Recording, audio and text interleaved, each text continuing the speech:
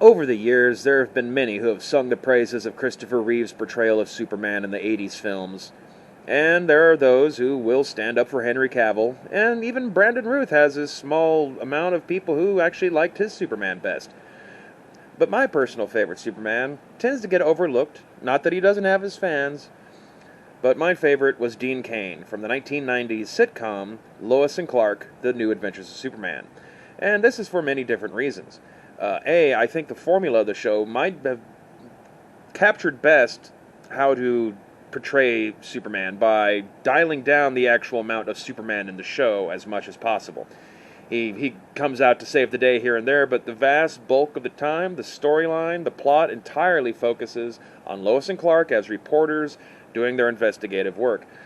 And I really think that's really been the correct approach, and that more live-action versions of Superman should try to replicate that. Dean Cain's portrayal of Superman is incredibly relatable, while at the same time managing to be wholesome, enjoyable, and approachable for little kids, but also adults can get something out of it. It doesn't have to be super gritty. Now, the series, for 90s standards, was woke for those times, although by modern days it's quaint and archaic, but it's very much worth digging out and giving a watch. It has 4 full seasons. Has a really excellent plot arc for Lex Luthor, where they really take a nice slow burn approach to him, building him up to be the villain, and not just constantly using him in every single episode, which gets kind of boring and monotonous. So I cannot really recommend Lois and Clark, The New Adventures of Superman, enough. You should really check it out. I know they have it streaming on the DC All Access, or whatever they call their DC streaming service.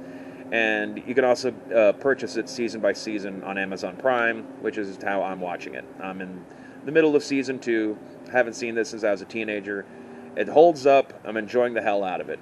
The only real negative I could say about the show is that, like any 90s show that had special effects, the special effects are cheesy and don't hold up that well, but they're fairly minimal. Like I said, for the most part, it's just a romantic comedy series.